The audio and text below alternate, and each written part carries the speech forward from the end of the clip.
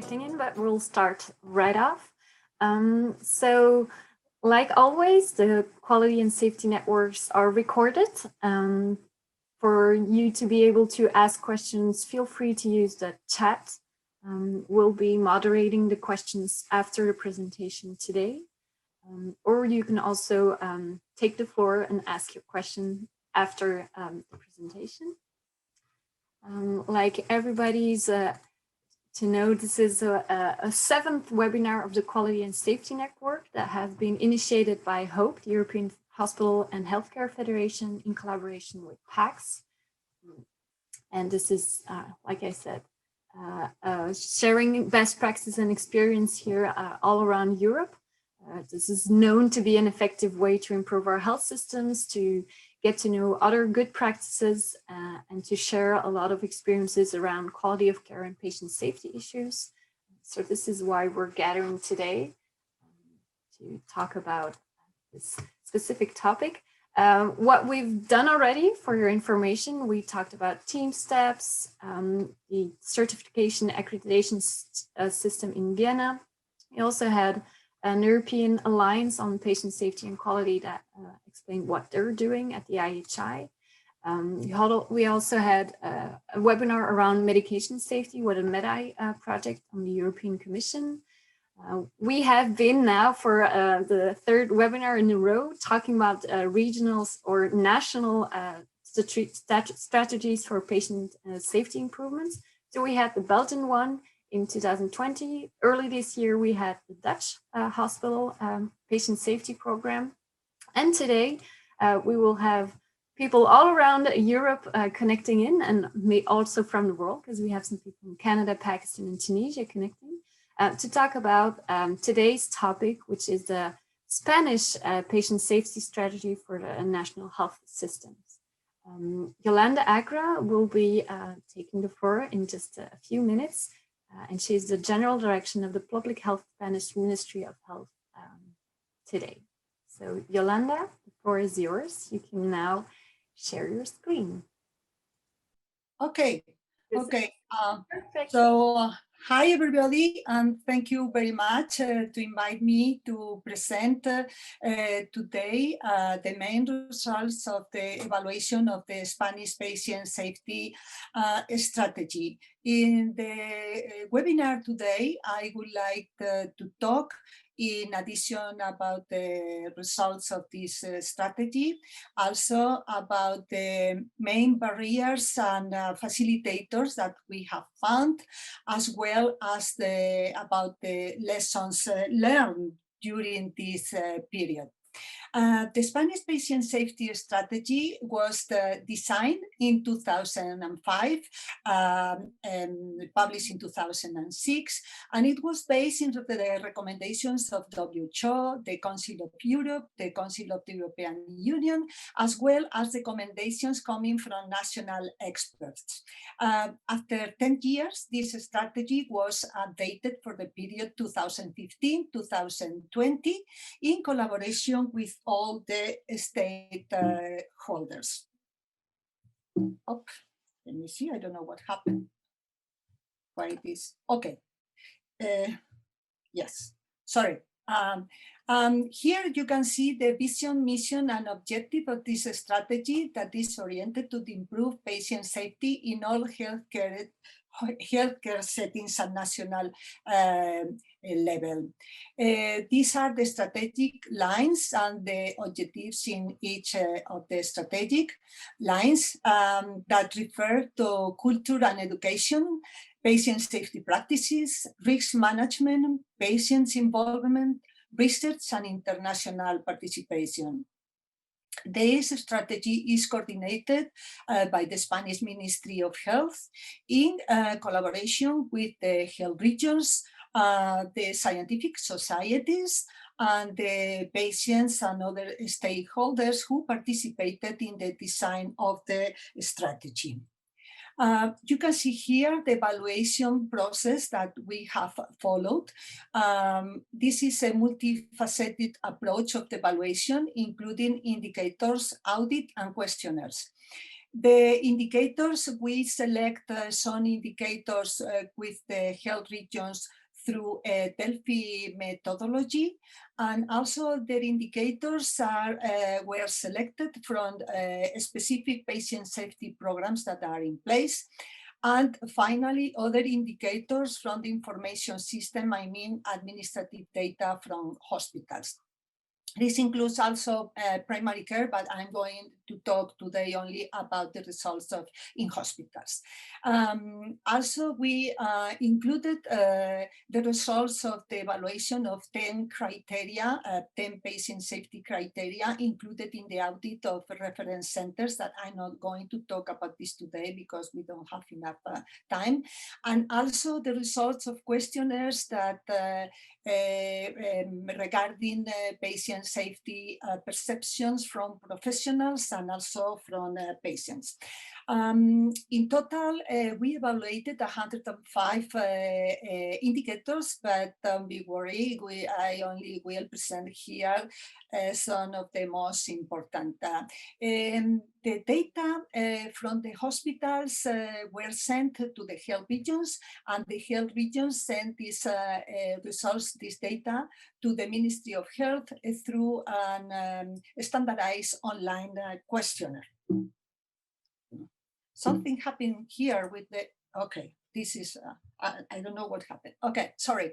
The first line, regarding the first line, we evaluated patient safety climate through a specific validated questionnaire into Spanish, the Spanish version of the hospital survey on patient safety. And we carry out two national projects, one in 2006 in hospitals, and the last one in 2019 in 192 intensive care units. As you can see here, all of these, the both studies coincide in the identification of weakness as the workload for professionals and lack of support of hospital managers. We are going to, I'm going to describe also results in this webinar that coincide with this perception from professionals. We know since the beginning that education and training was very important, because training is a key element to change mindset and behavior of professionals. For this reason, since 2006 to 2012, a program including basic and medium and advanced courses were developed at national level with the regions oriented to professionals. Now the health regions provide patient safety courses to their professionals, and the Spanish Ministry of Health only provide free, accessible, self-guided courses in the web page that you can see here. And also in the patient safety web page, you can find a database with almost 400 projects regarding the use of risk management tools in different settings that is very useful for professionals that want to start with a project regarding risk management project. We agree with the regions that one of the indicators to evaluate patient safety culture is to evaluate the patient safety plans in the hospitals. This refers to plans that include a document that include objectives, actions, and indicators for evaluations regarding patient safety at hospital, and also it has to include the name of the person in charge. Okay, so according with the results received, we see that 74% of hospitals have this patient safety plan in place. And these hospitals, these evaluated hospitals represent the 72% of public hospitals of our national health system. So we think this is a very good result for this indicator. Also, since the beginning, we had very clear that we needed to know the frequency of adverse events in different clinical settings. For these reasons, the Ministry of Health promoted epidemiological studies at different clinical settings to know the frequency of adverse events at hospitals, primary care, intensive care units, and also nursing homes. You can see here the most frequent adverse events identified, and also the rate of adverse events that could have been prevented if we had applied patient safety practices. These studies were very useful to orient the actions of the patient safety strategy, and based on that, we have developed different patient safety practices in the framework of patient safety programs, multimodal patient safety programs that are coordinated at a national level, regional level, and local level, following the principles of engage and educate the professionals in the safe practices of the specific program, based also and execute the actions needed to reach the objectives of the program, and evaluate the indicators of the program. Every year we held a meeting with each program, with all the coordinators, to present the results of the indicators of each program, and also to identify barriers and facilitators, as well as improvement actions. Let's move to the patient safety practices that are actually in place. First of all, medication safety practices. We are oriented mainly in three key action areas: high-risk medication, polypharmacy, and medication reconciliation. We have been working with Institute for Safe Medication in Spain, and also some experts, to produce some recommendations regarding these key areas. You can see, for instance, recommendations for the safe use of opioids and chronic pain. And also some new letters are periodically published regarding the most frequent errors, medication errors, and recommendations to avoid them.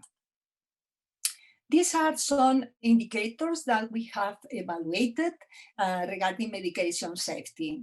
The first one that we can see is the 39%, almost 40% of the hospitals have a protocol for high-risk medication. And these hospitals evaluated represented the 72% of national health system. I want to say that because we didn't receive data from all the hospitals, so we have some missed data. But anyway, this data in this case represent the hospitals, 72% of hospitals and national health system. Another indicator shows that as 53% of hospitals have improvement actions in polymedicated patients, that they represent 44% of the public hospitals and national health system. 53% of hospitals have also medication reconciliation actions at discharge, and the hospitals evaluated represented 68% of the public hospitals at the national health system. Another program that we have been developed since 2008 is the hand hygiene program, in collaboration with experts from all the health regions, in order to improve hand hygiene to reduce healthcare associated infections. We have agreed with them in some specific actions and in a training program, and also in some indicators regarding the availability of alcohol-based solutions at the point of care in intensive care units, and also the availability of alcohol-based solutions at point of care in the hospital beds, and consumption of alcohol-based solutions, and also observation of hand hygiene. I brought here some of these indicators. You can see that alcohol-based solution consumption has increased in these last years, but when we analyze this data by regions, we can see a high variability. The other indicator that I want to show you today is the observation of hand hygiene. In the aggregated data, we can see we have okay results according to other results international level. But when we analyze this data, we can see also a high variability among regions and some outliers that you can see here in the number 2 and the number 15 region that we have analyze with them. So this data also were useful to come back with the regions and see with them where the problem was. The third program that I want to talk about today is the Critical Patient Safety Program, oriented to reduce healthcare associated infections in the intensive care units. This program includes 4 projects: the Bacteremia Zero project to reduce bacteremia related with catheter. The second was the Pneumonia Zero to reduce pneumonia associated with mechanical ventilation. The third one, Resistance Zero, to prevent multi-resistant bacteria in intensive care units. And the fourth one, to reduce infection related to catheter. All of these projects were proposed by professionals working in the intensive care units to the Ministry of Health. So we coordinate, as I said before, this program also a national level with a group of experts, and a regional level with other group of experts at regional level, and also a local level. The data of these infections are included in the surveillance data being ELIX. These projects started developed under a multimodal strategy, including a clinical bundle, training courses, specific courses for the professionals, and a patient safety program to learn about errors. You can see here the results of these projects, and we can see that the reduction of around 50% of the rates of infection in bacteremia, in pneumonia, and also urinary infections. So we can say that these were a very successful programs. But when we analyze again this data by regions, we see the high variability. High variability according to the standards that we have agreed with the regions for each of these projects. For instance, we can see here that in Bacteremia Zero, 100 of the intensive care units reach this standard, but only in 6 health regions. Pneumonia Zero, 100% of the intensive care units reach the standard, but only in 4 regions. And Resistance Zero reached the standard in the 100% of the intensive care units in 10 health regions. In the other regions, the standards are reached less than 100% of the intensive care units. Again, this is an opportunity to work with the regions and also with the hospitals to find issues to improve the results. And the fourth program that I want to talk about today is the Surgical Safety Program. The Surgical Safety Program includes several objectives, and one of the objectives is to implement the surgical checklist in a scheduled surgery. I mean, exclusionist urgent surgery and ambulatory surgery. Well, according to the results received from the regions, we see that 79% of the patients evaluated had the surgical checklist completed. But as you see here, we only received results from 9 health regions and not from all the hospitals. So we have to see these results with very caution, because they don't represent very well what is going on with this surgical checklist in the National Health Service. In addition to that, we wanted to know the barriers or facilitators perceived by the coordinators of the intensive care unit programs, and also the coordinators of the surgical safety programs.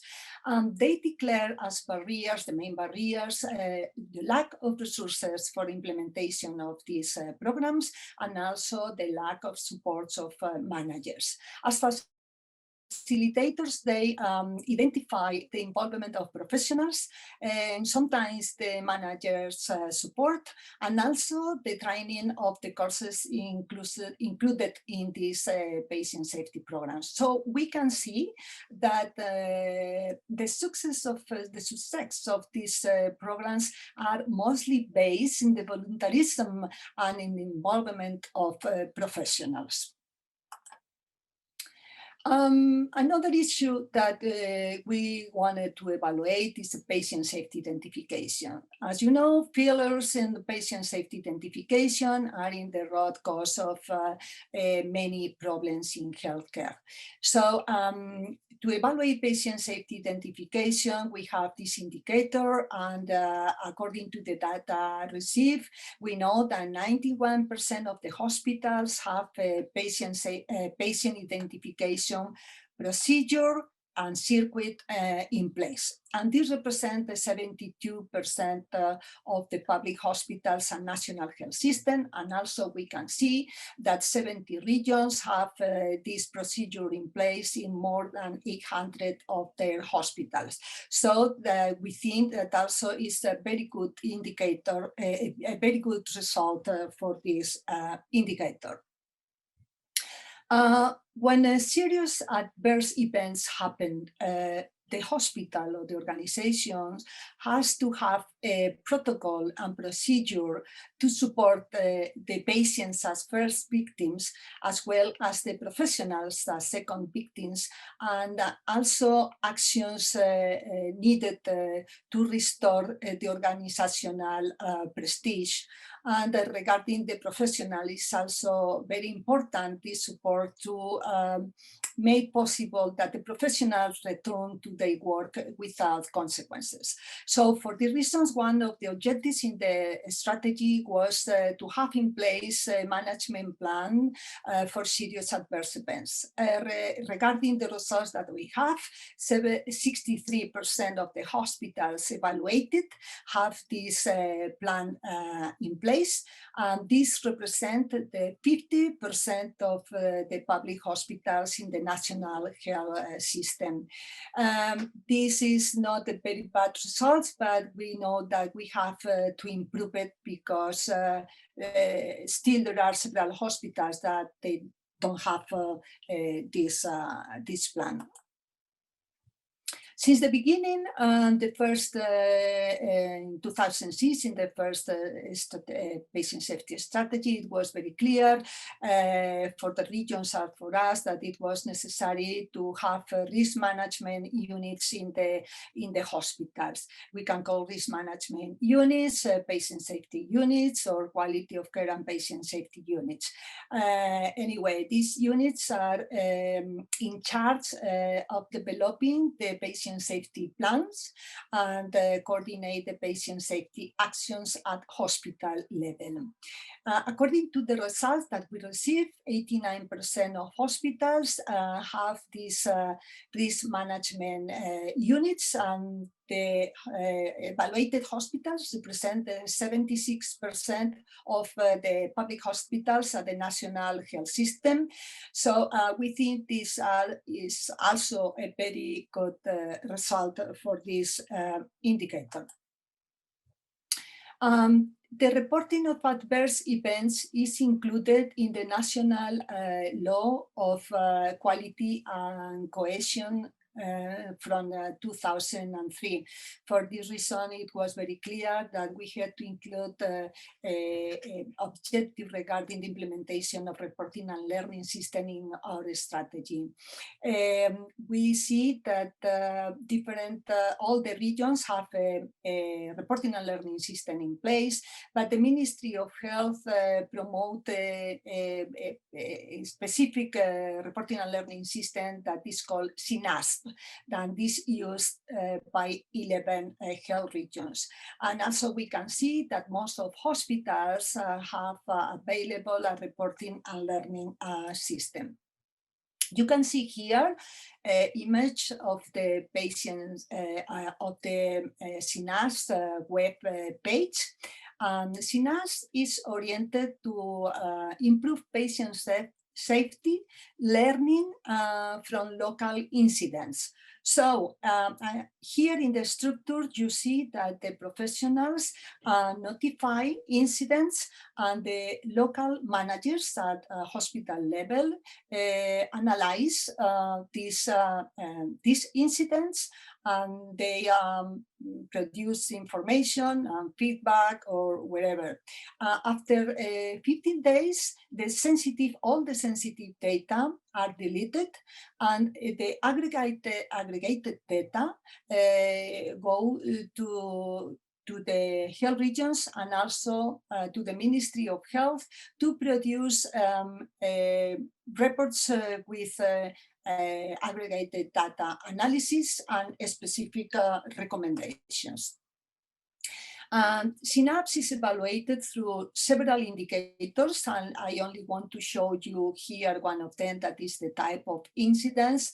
And you see the most frequent incidents notified during these last years are medication, related with medication, identification, and medical devices. And you can see here the number of incidents reported during this year that are not, it's not very high number. Anyway, you can find all the report in this web page that in the link that I included here in this slide. Well, in addition to that, we wanted to know the opinion and satisfaction of local managers about SINASP and proposals for improvement. The thing that that worried us was the barriers, because they found that the barriers were mainly the doubts from professionals about the utility of the reporting system and also fear of consequences. So for improvement, they pointed out to improve the training, although the training online courses to managers and professionals is included in SINAPS, but they said that they need more training specifically for management of serious adverse events. Also to improve the feedback on time from local managers. And more support from by the health regions. Another strategic line that I referred before was patient involvement. And regarding the patient involvement, I want to show here one of the indicators that we evaluated that are related with welcome plan for patients. These welcome plans refer to information about procedure, timing, and responsibility to patients. So according to the results that we have received, almost 82% of the hospitals have this welcome plan for patients. They represent only 51% of the national health system public hospitals. We know that most of the hospitals that have this welcome plan, but these are the results that we have now, so we missed some data here. Also here we wanted to know, in addition to that, in addition to the indicator, we wanted to know the perception of patient safety from patients. So we used a Spanish questionnaire that was validated in 2010 in a convenience sample of almost 200 patients from 9 voluntary health regions. And from them, 89% says that they felt safe or very safe. And when we ask about incidents, they 11% declare to have had one incident while they were in the hospital. However, when we ask about some specific medical errors that you can see here, 70% declare to have had one of these medical errors. So we think that patients don't understand well yet what incident means. So that means for us that we have to improve information and education to patients about patient safety. And also I would like to show you the Spanish participation in working groups with organizations interested in patient safety, and also participation in specific projects and joint actions like in PASC, and lately we are participating with the University Miguel Hernández in Alicante in the European Research Network working on second victims that is funded by cost. And after all of these years, we think that it's very important to take into consideration some specific aspects to adapt the strategies that were successful in other countries to adopt to our situation. One of these aspects is take into consideration the values, I mean the organizational culture of the specific hospitals, and we think that it's very difficult to work in culture with clinicians. So we think that while working in culture, we should also advance in other aspects, for example, in the implementation of clinical bundles that are better understood by professionals. Another aspect is to work on attitude and to change what has always been done by what we must do. For this, we need to work with leaders.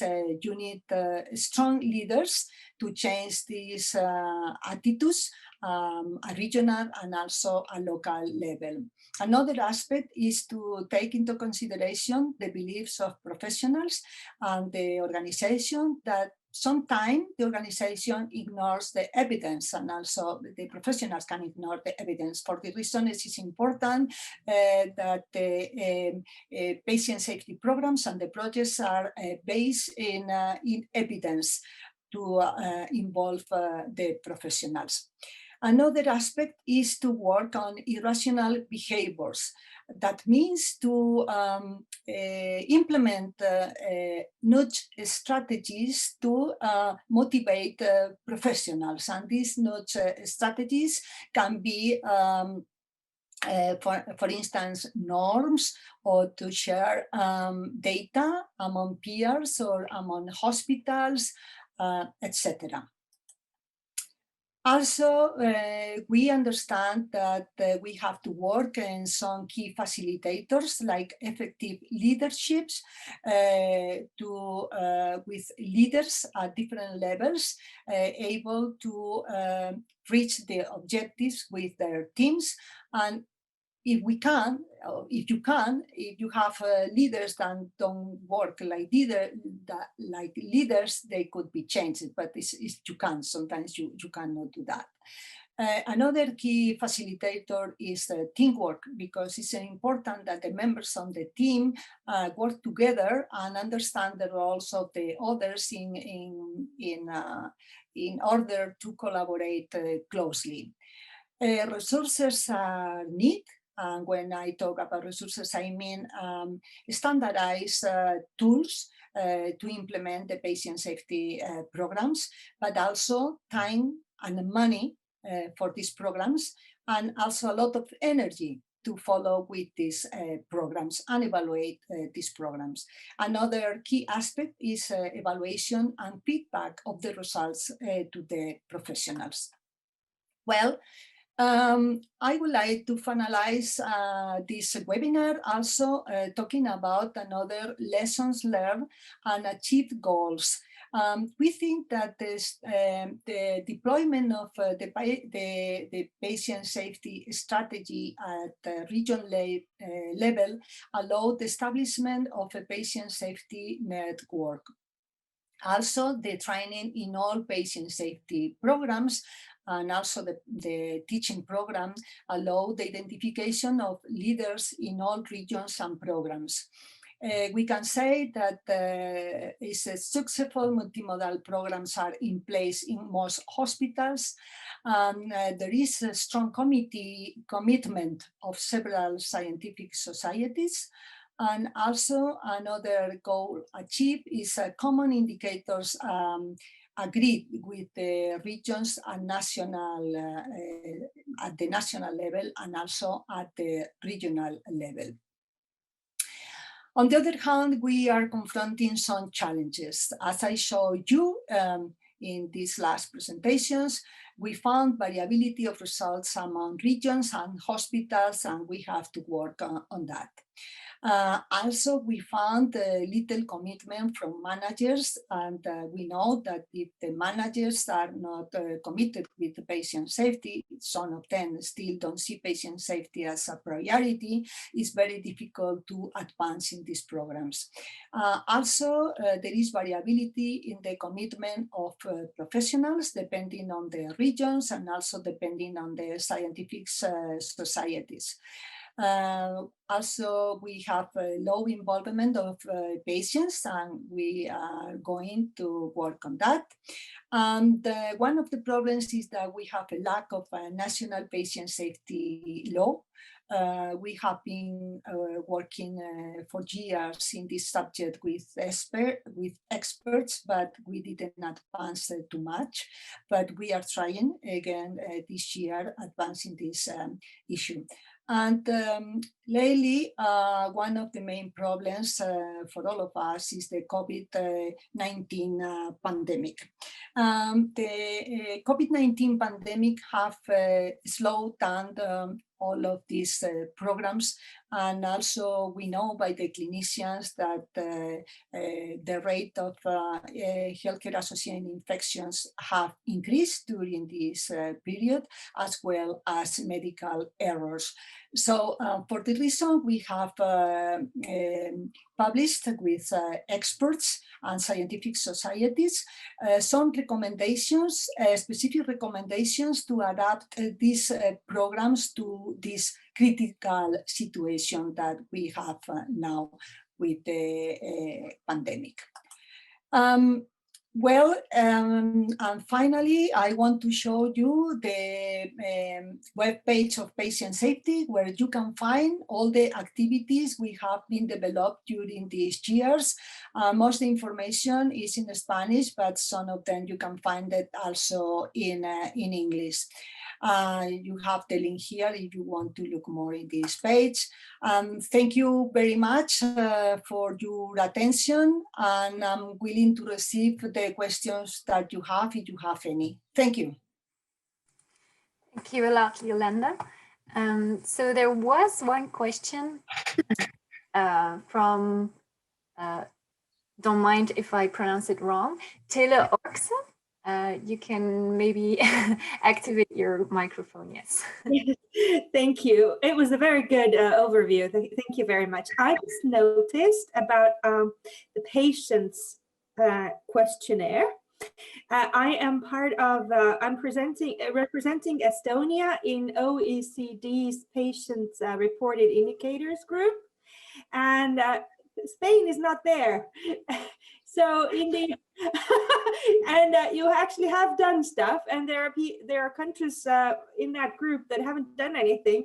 So you should really give your results to that group. If you want, I can send contacts, but they are just coming out with a Health at a Glance 2021 report in autumn, and it would be lovely to have the Spanish results there as well.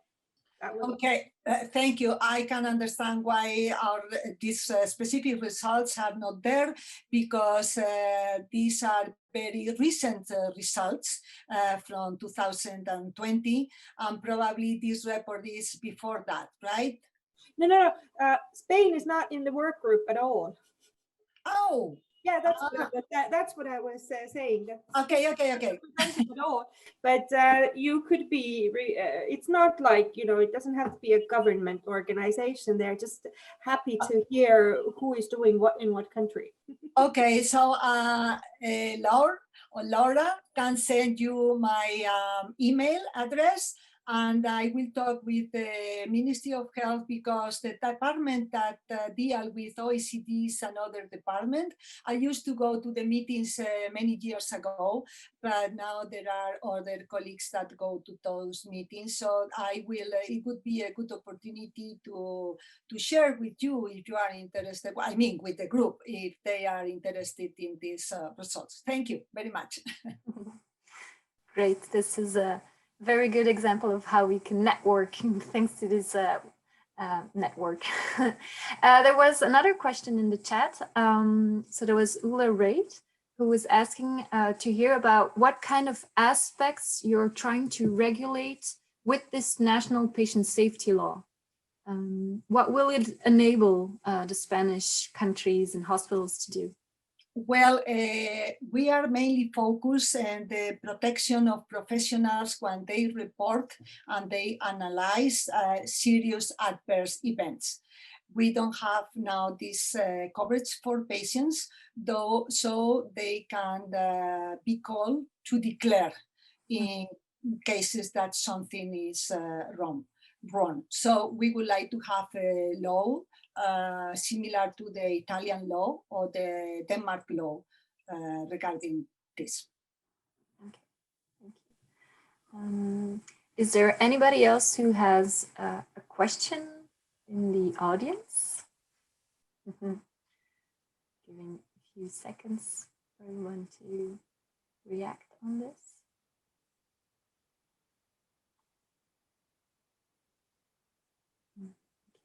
I had maybe one question for you. You said, what is the future for this National Patient Safety Program? So this is the results from that last 15 years. What is Spain planning to do next? Okay, first of all, we didn't finish the report, so we have to present the report, first of all, to the health regions. We send them all the indicators that they sent us in order to validate the final data.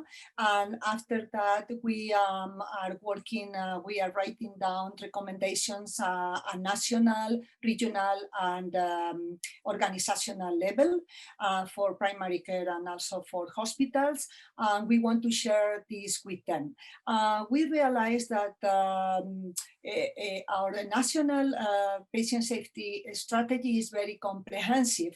So some of the objectives were not reached completely, so we have to insist on them, but others we have to keep them.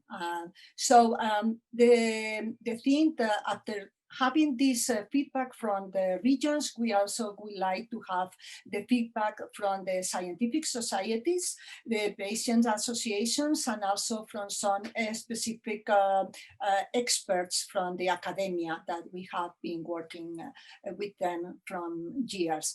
And I guess that the result will be a short document regarding the main aspects that we have to insist in order to reach the objectives. So for the reason I finalize my presentation with the patient safety is a never-ending journey. Yes, of course. Yeah. Thank you. Okay. There's one question that came in. Are there any health, IT, or clinical safety related standards, law, regulations that are mandated by the government, whereby suppliers and consumers, hospitals need to adhere? Well, the only norm that we have a national level, and I refer to, is the is the law of quality law cohesion from 2003 that refers about the notification of adverse events, and also to have indicators regarding quality of care. Okay, for the and also we have a norm for audit of reference centers regarding quality of care and patient safety. Mm-hmm. So you don't impose one system, you just ask of them to have this, but you don't tell them how to have it. I'm sorry? This is something like they have to have indicators on some kind of topics, but you don't tell them how to generate them?